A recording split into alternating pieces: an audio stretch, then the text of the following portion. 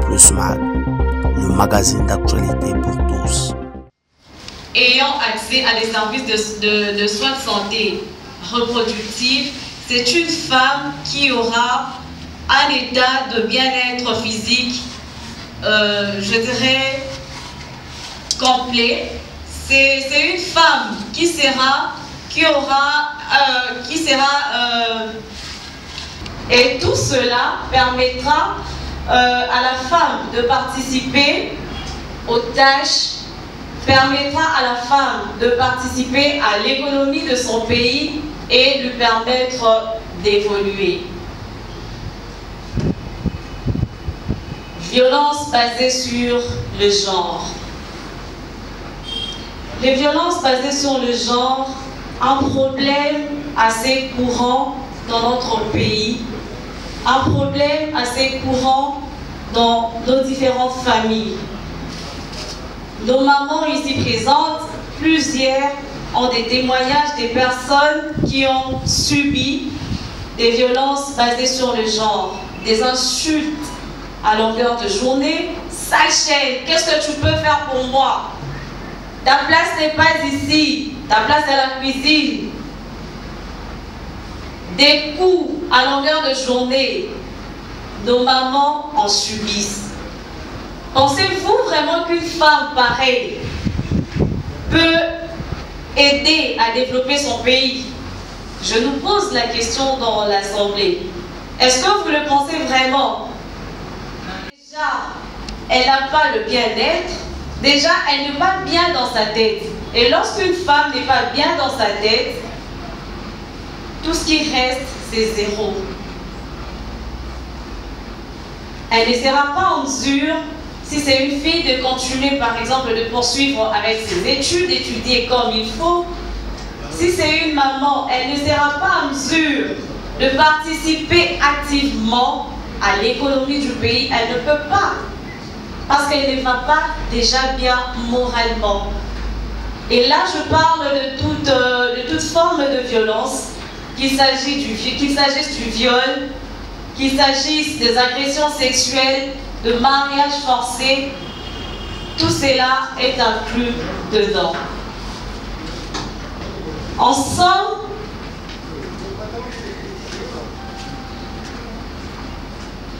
une meilleure éducation, de se développer professionnellement et d'améliorer son bien-être personnel. Le respect de l'égalité et la création d'un environnement sans violence permettent non seulement d'améliorer la qualité de vie des individus, mais également de stimuler l'économie et de promouvoir une société plus juste et plus équitable. Ainsi, la lutte contre les violences de genre est un levier stratégique pour le développement du capital humain.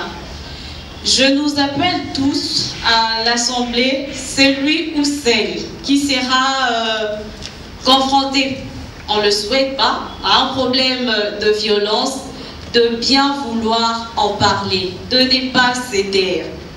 Il faut en parler pour trouver des solutions, car nombreux sont les victimes qui sont agressées et restent silencieuses. Aujourd'hui, ce genre d'actes ne restent plus impunis.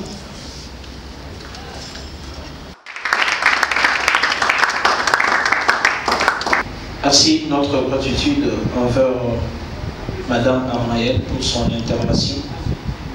Nous devons dire non à toutes sortes de violences faites à la femme. Aujourd'hui, à l'est de notre pays, nos mamans sont victimes du traumatisme, de violences sexuelles, de toutes sortes de traitements. Et en ces jours, voir une des femmes s'élever et parler, c'est une manière de lancer un cri d'alarme au nom de toutes ces femmes congolaises.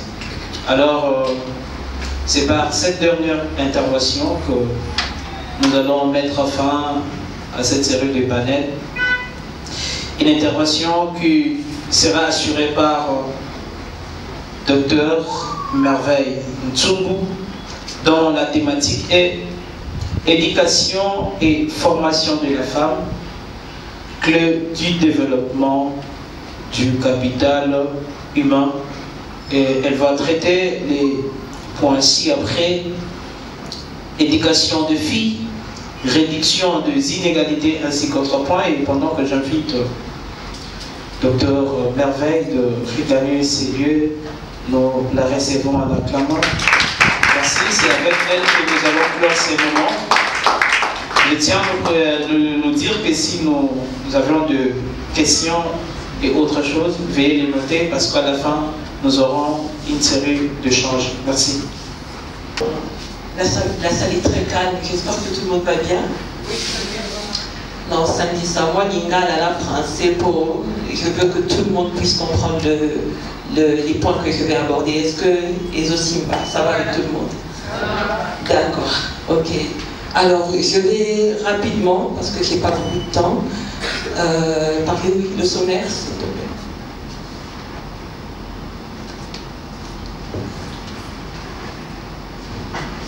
Alors, je vais aborder 3 points, principalement. Femme et 1000 premiers jours de la vie. Ici, je vais vous parler comment est-ce que la femme est un pilier incontournable du capital humain. Deuxièmement, je parlerai du capital humain, outil de différenciation. Et ici, on va parler de l'éducation de la jeune fille. L'éducation et la formation des filles. Et je vais finir par l'impératif du leadership. Et là, je vais aborder comment est-ce que, à travers des modèles, des références, la femme peut se développer. Suivant. On avance. Alors, ici, je vais parler de 1000 premiers jours de la vie. Comment est-ce que la femme a un pilier incontournable pour le capital humain? Lorsque la femme, ici je vais parler des 1000 premiers jours de la vie, il faudrait savoir que lorsque de la conception à l'âge de 2 ans, il se coule 1000 jours. Donc si aux ossements si azemi, si moi tama akotisa 2 ans, période c'est exactement 1000 jours. Et dans ces 1000 jours, la vie de cet enfant, dépend de la santé de la mère, dépend de comment est-ce que la mère azo se prendre soin prendre soin et à moi. Et ici, je vais rapidement parler de la fenêtre d'opportunité.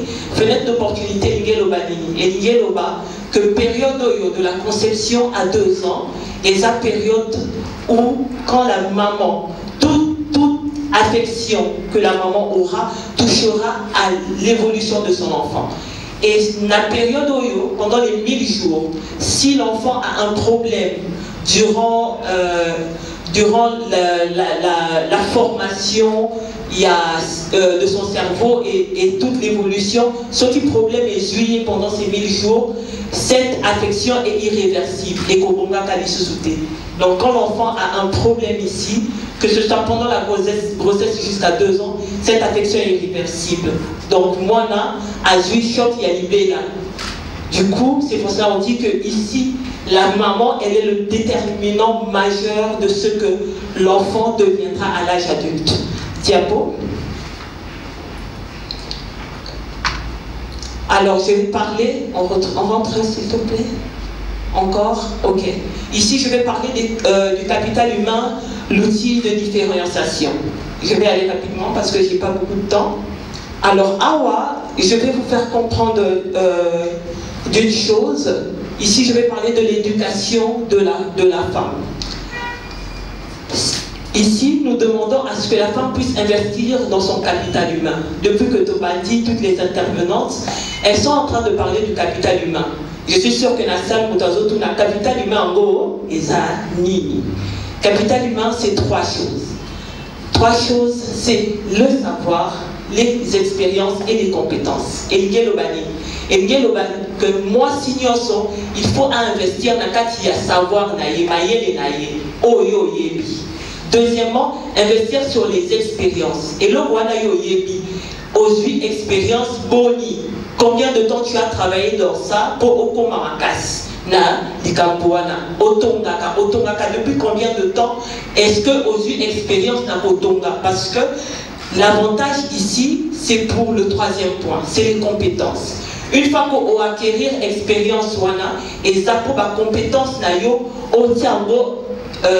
en faveur des autres, c'est-à-dire en faveur des autres femmes, d'autres personnes qui peuvent passer la métier autant kaka, osa maman maraîchère, oté kaka poisson, depuis quand et comment est-ce que les autres femmes, d'autres personnes peuvent développer des compétences à travers Oyo Yebi. Donc le capital humain, ce qui au milieu, je veux que vous reteniez ces trois choses. Le capital humain, c'est les savoirs, les expériences et les compétences. Diapo. Alors ici, je vais parler du défi du 21e siècle. Beaucoup de femmes sont en train, c'est là le problème. La femme en rouge, c'est le modèle. Donc c'est-à-dire, c'est la génération actuelle.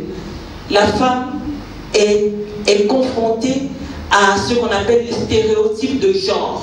Stéréotypes de genre, et l'ingé le bague, et si quand vous avez la capacité, vous avez déposé à moi la place, il y a un ingénieur, ingénieur à moi, c'est à la caté. On va préférer les hommes. Pilote à moi, c'est à la caté. On va préférer les hommes. Donc ici, c'est pour montrer à quel point la femme, une fois qu'elle développe son capital humain, a développé Oya Azali, a développé sur ses savoirs, ses expériences et ses compétences, c'est possible qu'elle puisse frayer son chemin. C'est pour ça que je l'ai mis en rouge. Nadia en rouge parce qu'au milieu de tout le monde, la femme a cette possibilité de se frayer son chemin, ce qui a investi en la Katinaï. Et j'ai toujours l'habitude de dire, la place de la femme est dans la cuisine thé.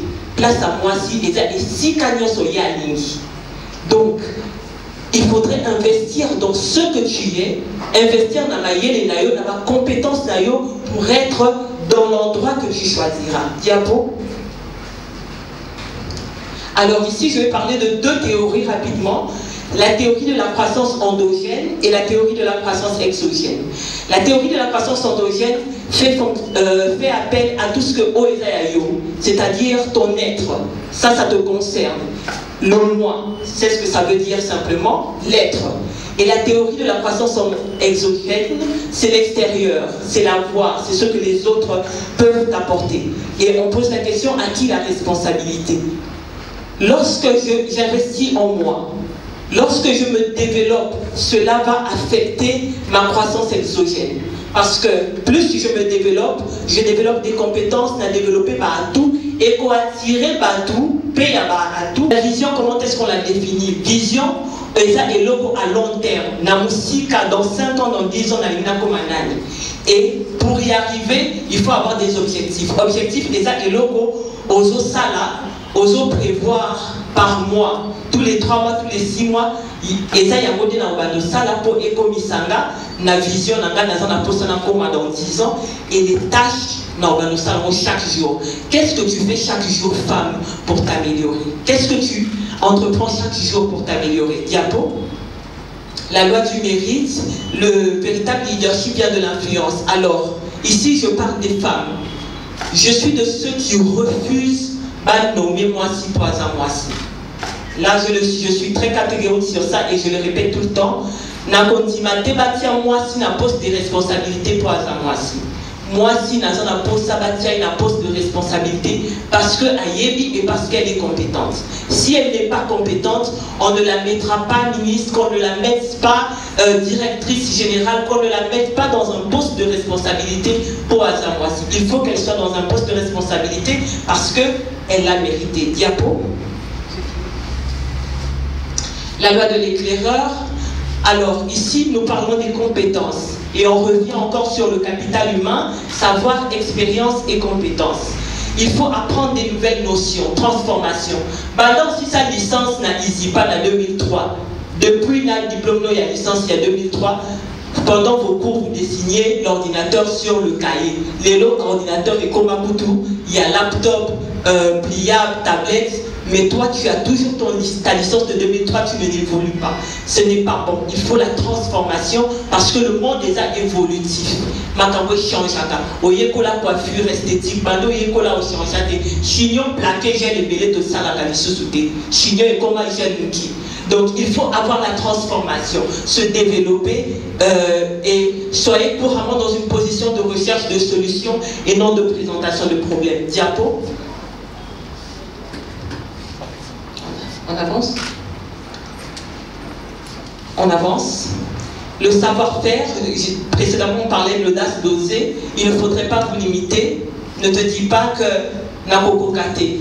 J'ai toujours l'habitude de dire que la réussite commence par un pas. Ayez l'audace d'oser. Plus vous osez, vous apprenez à le faire et vous développez votre savoir-faire. Diapo. Le réseau du capital humain. Ici, vous allez remarquer que c'est un cercle qui a chaque boule à sa couleur, mais la particularité, c'est que ils sont tous connectés. Chacun a sa couleur, mais ils sont tous connectés. C'est chaque intelligence différente, mais toutes ces intelligences sont connectées. C'est ça le réseau du capital humain. Quand tu investis dans ton capital humain, voisine Nayo peut investir dans le capital humain Naye, Moussous peut investir dans le capital humain Naye. Ça fait en sorte que nous faisons un ensemble de femmes compétentes et nous formons ce réseau de capital humain.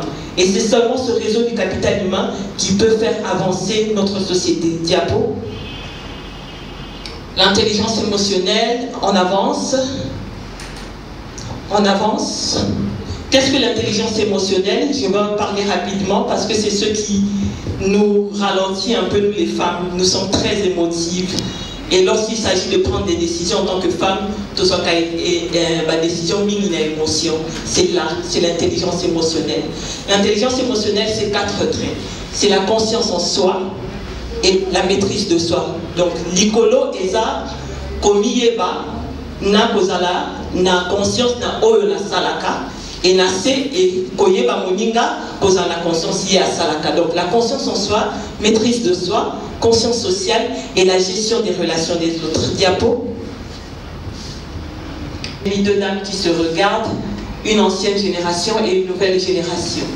Le mentorat, c'est un levier puissant qui joue un rôle crucial pour relever, renforcer et développer le leadership des femmes. Le mentorat offre un soutien personnalisé, des conseils pratiques. Donc, celles qui ont de l'expérience, celles qui sont âgées, ont développé une expérience quelconque dans un domaine précis, deviennent des références pour les autres. Diapo. Quelques apports majeurs du mentorat que je donne rapidement. On va me chasser, hein? Pardon. On va me chasser, je finis. Quelques apports majeurs du mentorat, nous avons le renforcement de la confiance en soi, la transmission des savoirs et des compétences. Nous devenons des modèles inspirants, l'accès à des réseaux, promotion de l'égalité des genres et la gestion des défis spécifiques.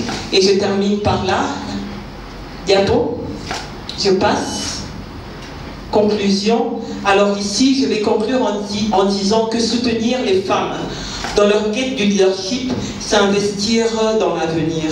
Plus aux soutenir Bassi dans ce qu'elles sont en train de rechercher dans cette mission, c'est aider à développer notre société. Et je voudrais, ici, comme il y a des hommes dans la salle, je voudrais qu'on prenne pour la masculinité positive, les hommes. Les hommes, je vous demanderai ici que les femmes ne sont pas... elles ne sont pas en train de prôner à ce qu'elles deviennent... ce n'est pas un combat. Mais par contre, elles sont en train de demander une place. Et une place qui se mérite. Alors les hommes, nous allons demander pour la masculinité positive, afin de soutenir Bassi dans cette mission, dans cette quête, en devenant un mentor, un coach, un enseignant pour toutes ces femmes. Je dis et je vous remercie. La femme doit être fière d'elle-même. Elle doit investir sur son savoir, dans ce qu'elle fait, sur ses compétences ainsi que ses expériences. La femme doit travailler, mais il faut chercher à se former afin que tu puisses faire mieux que ce que tu connaissais auparavant. Et c'est par ces mots que nous mettons fin à notre conférence et vous remercions pour votre participation et patience au nom de la coordination du groupe CID Mont-Amba. Merci. Madame Viviane Baleka, je suis administrateur civil et énarque de la République démocratique du Congo. chef de division, coordonnatrice de la cellule technique d'appui au sein de l'administration du numérique, ministère des Postes, Télécommunications et Numérique.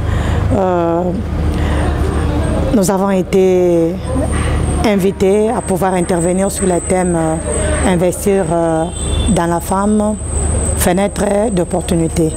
Donc en ce mois de mars, en ces jours qui marquent la clôture du mois de la femme, il nous a été demandé de réfléchir ensemble avec les dames sur comment est-ce que nous pouvons, nous les femmes, contribuer à l'épanouissement et au développement de notre pays.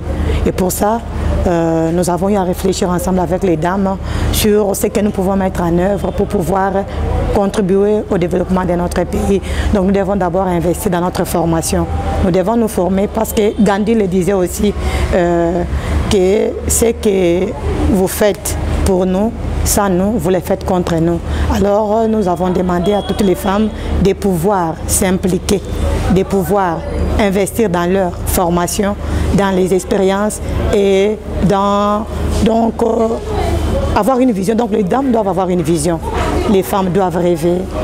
Elles ne doivent pas rester seulement dans leur petit monde, elles doivent passer à l'action. L'action veut dire suivre des formations, investir dans leur capital humain. Et puis, il faut agir, il faut avoir une vision et avoir maintenant les objectifs précis sur la vision en question et pouvoir la réaliser. Voilà un peu, grosso modo, ce que nous avons eu à partager ce soir ici avec les dames. Alors, je suis Dr Merveille Nsumbu et j'ai été invitée dans cette conférence pour donner mon point de vue en ce qui concerne la femme. Alors ce jour, nous avons parlé très précisément de la femme et le capital humain, comment est-ce que la femme peut investir dans son capital humain. Et nous avons précisé qu'est-ce qu'était d'abord le capital humain dans son essence. Le capital humain, c'est trois choses. C'est investir dans son savoir, investir dans ses compétences et investir dans ses expériences.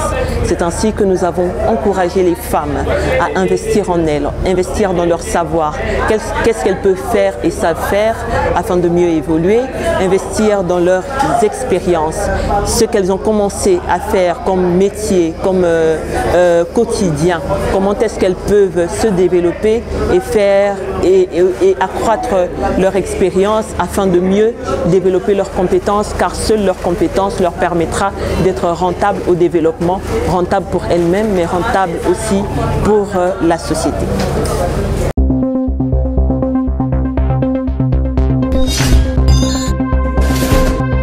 Actu Plus Mag, le magazine d'actualité pour